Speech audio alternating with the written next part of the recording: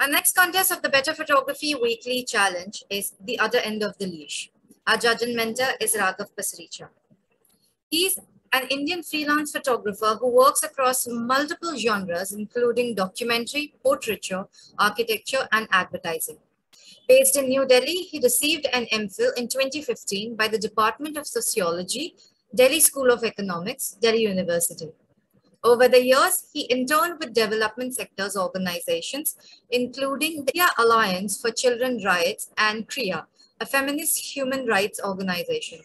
In 2019, he was invited to design and implement a curriculum to teach mobile photography in school across the national capital. Since 2020, he has been documenting the closure and destruction of Central Vista in New Delhi with the aim of building an archive that explores the relationship between the erasure of democratic ideals and destruction of public space. He also attended the documentary practice and visual journalism program at ICP, New York, as the recipient of the ICP Directors Fellowship and was a participant for Eddie Adam Workshop 34. Hello and welcome. Thank you for having me. Great. So, hi, everyone. First of all, thank you, Better Photography. Thank you, Nilofer, for having me. And I'm really excited to see all the entries that people send in. But I was asked to share the work of photographers and artists who have looked at animals, who have looked at pets, and to say, what about this work inspired me or meant something to me or could potentially be helpful for all of you who are sending in entries to think about. So I'm going to start with the work of a woman photographer from Mexico, Graciela Iturbade, whose work I was introduced to a couple of years back and I have loved ever since. So as you can see, there's this extraordinary photograph on the screen of a woman with a crown of iguanas. And the reason I'm starting with this photograph is because photographing animals and pets is really not just a way of taking a cute photograph. There's absolutely nothing wrong with a cute, pretty photograph. We've all trolled Instagram endlessly, but really photographing pets and animals is often a beautiful metaphor, a metaphor to look at ourselves. And why I love this particular photograph is because not only is it visually striking, but if you look at the expression of the woman and if you look at the larger context of her work, which I would encourage you to do, she explores the idea of gender of a very traditional society, of the idea of matriarchy. But this crown of iguanas, these animals, so to speak, perched on her head, really carry a powerful idea of who she is and the mastery of our own universe for me. I'm not going to lay the photographs threadbare because I think the photographs do a great job of talking about themselves. But that's the first idea I want to leave you with, that photographing pets and animals can be a way to explore metaphors about our own lives, about the people that we are. In keeping with that, I want to transition from Graciela Iturbade to somebody far closer home and who's actually a practicing photographer at this time, Karan Vaid.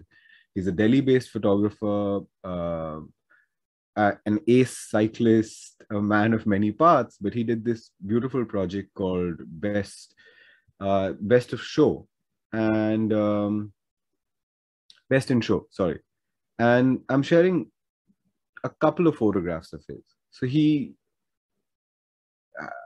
looked at how dogs almost have this aspirational aspect. They represent a certain kind of aspiration in India.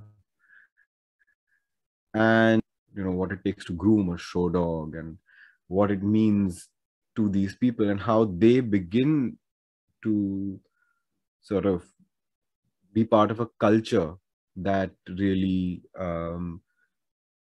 projects both power or beauty and status through these dogs. Let me show you a few of the photographs so that you understand what I'm talking about.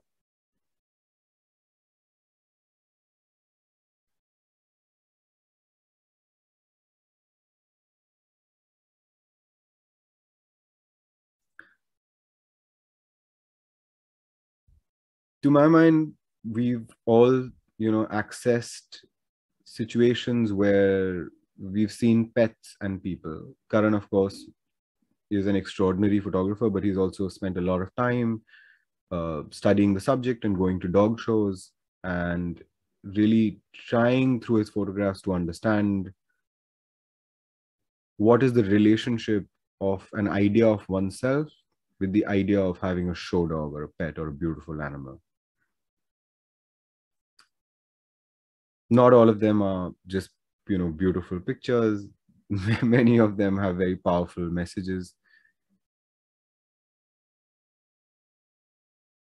And I would hope that some of you begin to look at what having a dog means in your home, in your, in the area that you stay in your city, in perhaps your country, if you're sending it in from somewhere else.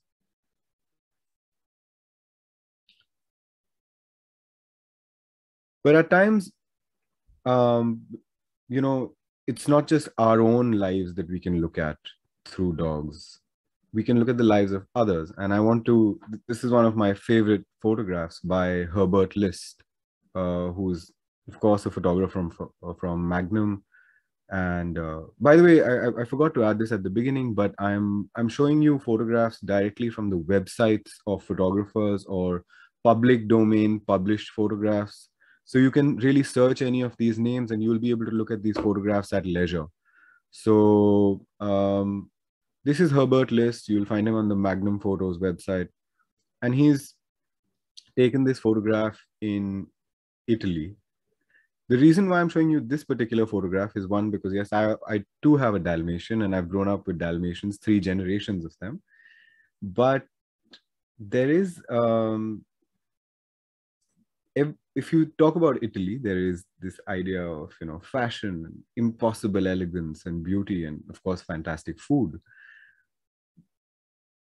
A lot of that would come from perhaps, cinema and things that we've seen or read growing up. But for me, this photograph also became emblematic of what Italy would be like when I get to go there. So this, impossibly elegant dog lying on a very rough beach with a beautiful landscape behind him and just a pair of legs. If I think about this a little deeper, why do I relate to this photograph? And why would I encourage you to take a look at this photograph? It's because often animals, dogs, cats, iguanas, they can begin to convey a sense of emotion, a bond with their owner, which reflects very powerfully on the people who are either present or not present in the frame. As somebody who's had dogs and cats and once a rabbit, I know that for me, grief, happiness, melancholy, heartbreak, a lot of it can be found in the eyes, in the body language, in the posture, in the wagging of a tail, in the gait, in the way that a dog walks. And this is one of those examples where the sense of calm, the sense of repose, the sense of really a day at the beach is present equally in that pair of legs as it is in the eyes and the comfort of that dog leaning on them. But some of us don't really like this, idea of photography, which is just deep and emotional and reflective. So I'm going to share Robert Capa's work. And he photographed a fashion campaign for Dior, for Dior, where he took this photograph of a woman walking a dog in Paris. Many people would say it's a street photograph. It's not really a fashion photograph. I tend to disagree with any of those strange labels. But what it does very effectively is convey the romance of both fashion, but also of a certain lifestyle. The use of color, you can think about why he used this kind of monochromatic palette in the buildings and everything, and then the blue of the sky. But that the stance, the walk of the woman and the dog standing, and that bond that is reflected quite literally through the leash is something that I'd encourage you to think about. That you can, when you choose to photograph animals, begin to make very, very, powerful statements about things like even status or experience of something as removed from dogs as fashion. To continue with Kappa's work, he was a famous war photographer. And that's one of his photographs of war, of conflict that involves a dog, that has a dog at the center of it. I'll leave you to think about what the expression of the dog conveys, what it means for human companionship to have a dog at war, and the kind of world that we live in today. We've all looked at the images from Ukraine, and my heart goes out to all the people who are suffering there in Ukraine and in places like Palestine. And I'd like you to see that photograph, that to understand that when conflict breaks out, it's not just us, but our closest companions, who are often not people, who also suffer. But to not get too bogged down by the weight of the world, I'll come to the absolute, the last word, the alpha and omega of photographing pets and animals. And that's undoubtedly Elliot Erwitt. Elliot Erwitt is my greatest hero. I think the first time I wanted to buy myself a print, the first time I wanted to buy myself a book, it was Dayanita Singh's Go Away Closer. And the first time I wanted to buy myself a print, it was Elliot Erwitt's Dogs. So the reason is that Erwitt conveys a lot of humor through his photographs. And that's rare. Very often, we're good at conveying things like happiness or grief or sometimes even things like sensuality through our photographs. But humor, that's a difficult thing. How do you make somebody laugh by just seeing a photograph? And he seems to work almost like a stand-up comedian, where he strips away life layer by layer by layer by layer till you come down to this absolute little nugget of what makes us both human and ridiculous at the same time. So I'm going to take you through a few of his photographs.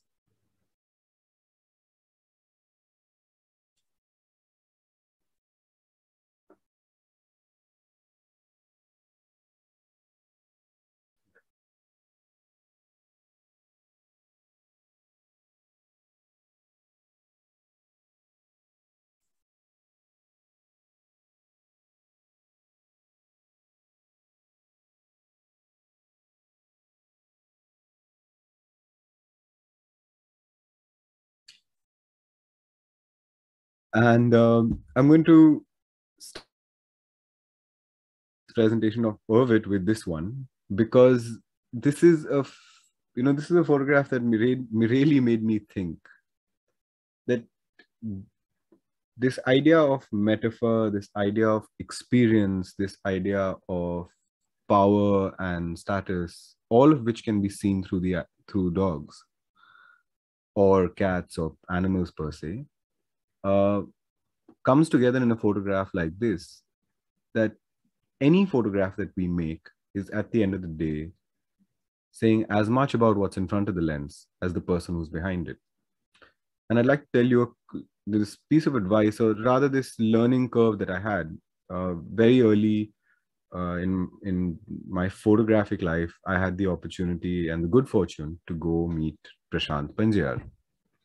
I've known him my entire life, but I actually went and told him I want to be a photographer. And he was very kind, and he looked at some of my photographs, and then he said, okay, so, first things first, always have a clear idea of why you're taking a photograph. Why are you pressing the shutter? That's the most important thing. And then he said something that alarmed me. He's known that I've grown up with dogs. He's knew that I sort of romanticized the idea of street photography no end. And he said, look, photographing kids and dogs, don't do it too much, because you can tell a dog what to do and you can tell a kid what to do. The challenge is, how do you establish a relationship of consent, of negotiation, of confrontation with an adult or somebody who's not in a relationship of disproportionate power with you? This is something in photography that we do have to contend with. That when you're photographing an animal, don't make it an exercise of power. Don't try and not treat the animal with respect in a certain sense. But he said, don't do it too often.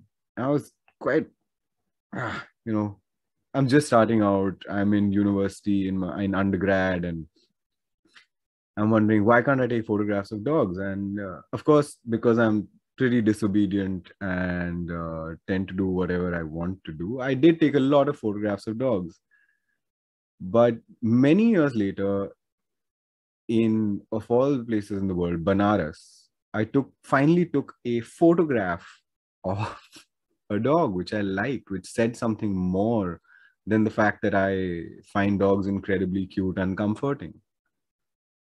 And it hit me then that the first thing that he had said was more important. He'd said, always have a very clear idea of why you're taking a photograph. And then the discipline of not treating dogs or animals or children as convenient pegs to place your ideas on, because you can somewhat direct them in a frame.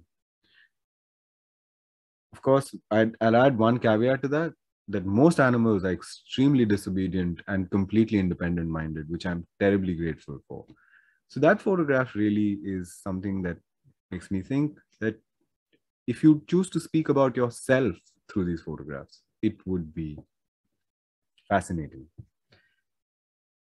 I'm going to come back to photography from India and somebody who I greatly, greatly admire, Dayanita Singh. And this is from Me, Myself, Mona Ahmed. It's one of her many, many, incredibly famous pieces of bodies of work. But I'd like you to look at photography that is also grappling with a whole set of issues around identity, around family, because Mona was a hijra, a trans person, and she and Dayanita shared this incredible relationship, which Dayanita documented for years and years and years. And what you see here is a photograph of her with her pet monkey. But the chain in the frame is really where the magic for me exists. And in India, in the subcontinent, I think we often see the brutality of life.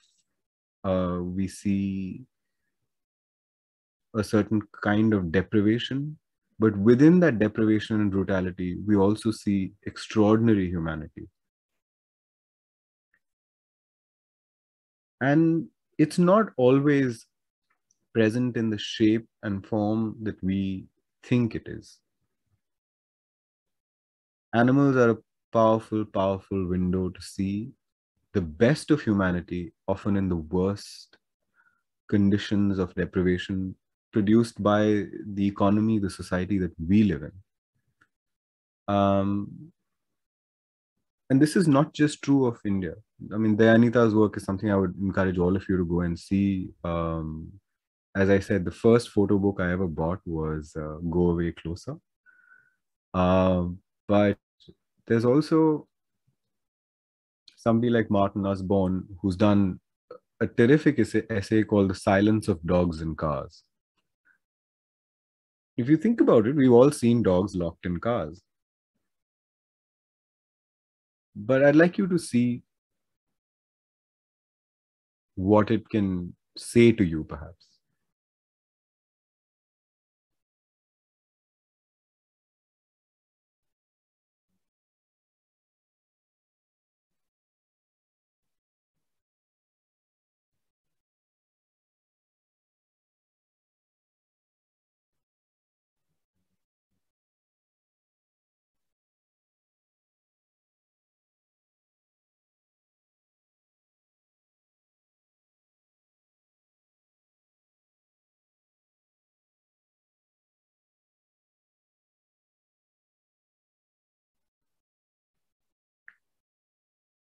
I'm going to end on a Dalmatian again, make it a bit of a theme.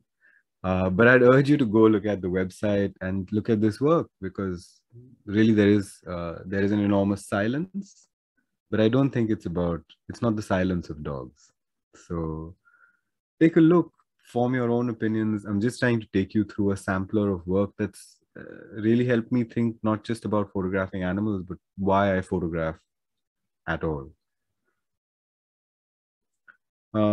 This is the work of Eve Arnold, and I wanted to talk about the idea of something that's almost deceptive. I'm not saying Eve Arnold tried to deceive you, but this photograph seems like a postcard. It's dreamlike. This beautiful animal lying in a meadow with this woman, and the colors and the sky behind her. And the truth of it is that if you read the caption of this photograph, something that we must get into the habit of doing, far too many of us look at a photograph and never bother reading the caption, is that it's a horse training for the militia in Inner Mongolia, China in 1979. So the idea of a truth, yes, this photograph is true. What we may take away from it at first glance is a dreamlike frame. And perhaps, yes, the truth is also that even in the training of a militia in Inner Mongolia, people can still dream. That militias too are the product of dreams, or within the workings of militias, there are dreams, whichever way you want to play it. But when you make your photographs, when you choose your photographs to submit, be aware of the truth of your photograph and the truth of the context in which that photograph was made. And there is absolutely nothing wrong in juxtaposing two different truths or two linked truths that may or may not always be present in the frame itself. So keep that in mind, think about it. And again, please go look at Eve Arnold's work.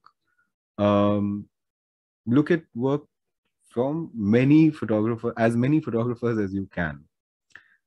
But to wrap up, I'm going to get into a section of 3 photographs, which I like to call my greatest hits of photographing animals. We're going to go straight to Kudelka, because sometimes photographing animals can be a way of photographing an entire epoch or a time that we lived in. And this photograph for me does that.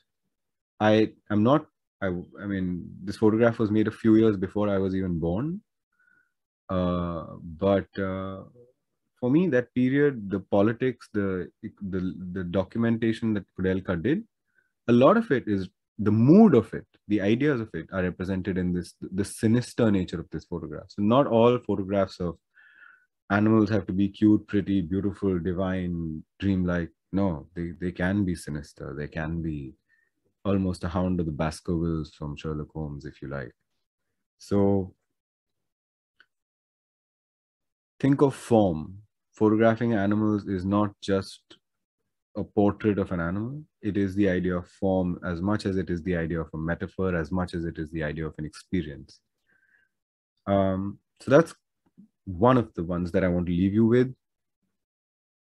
And the last two are actually like a pairing.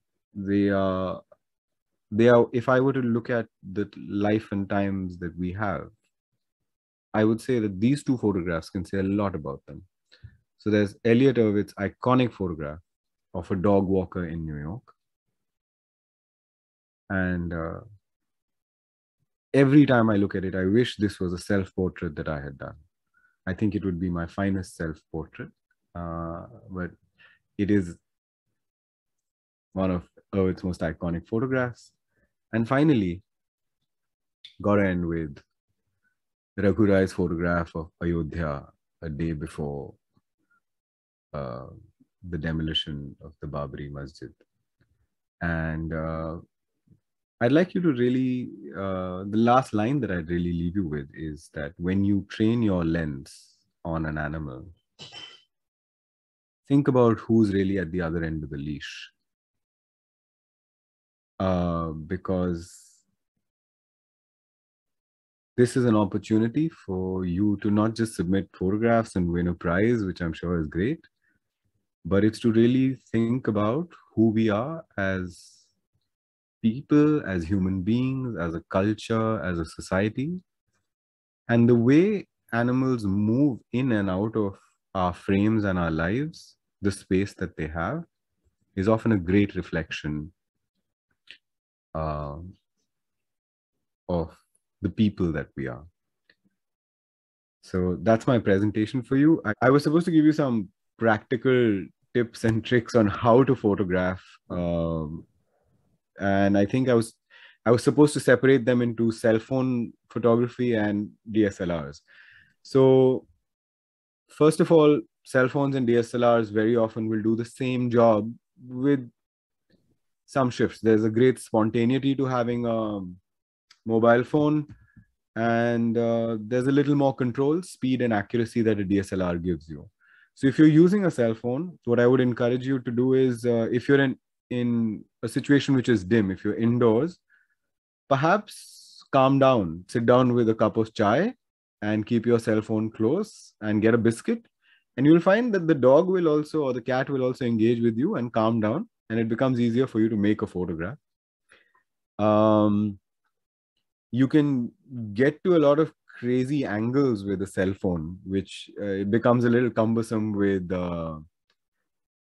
DSLRs. So maybe try exploring what the dog or the cat's field of view is with your cell phone, if that interests you. Um, try and for me, really, you have the option to focus on a moving subject. You have AFC, or the equivalent, continuous focus, in a lot of cameras. But really speaking, the movement of a dog or a cat or an animal makes sense in certain situations. And very often we get caught up with the challenge of freezing movement. I would really tell you why. Why do you want to freeze movement? There is, instead of struggling with the technical question of freezing movement, get the movement. Maybe you will find expression where you were trying to freeze movement. So take it as it comes. Don't turn this into an exercise in technical perfection.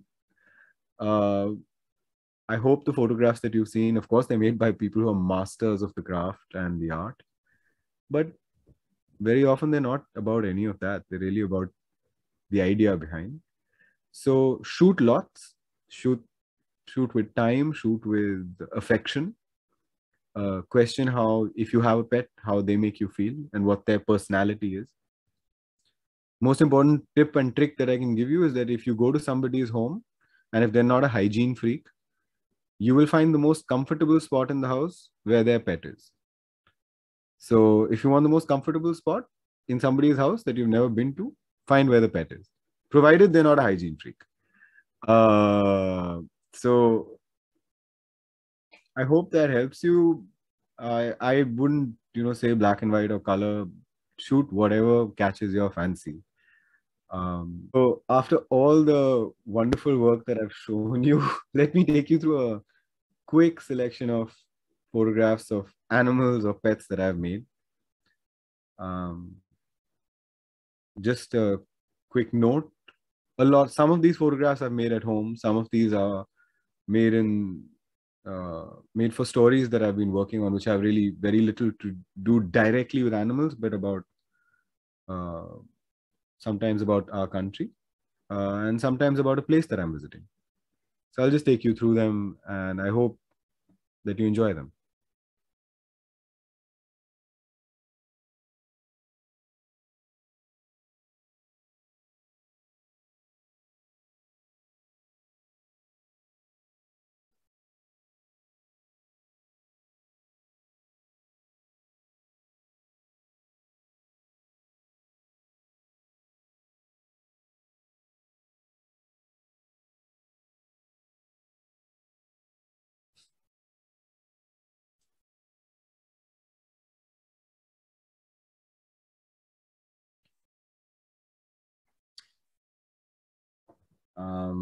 That's all from my end. Let me just stop sharing my screen. And if you have the time, please go read a book called My Family and Other Animals. And it's what got me started on, long before photography hit me. My Family and Other Animals by Gerald Durrell is a book that got me started on thinking about animals as a way of thinking about ourselves.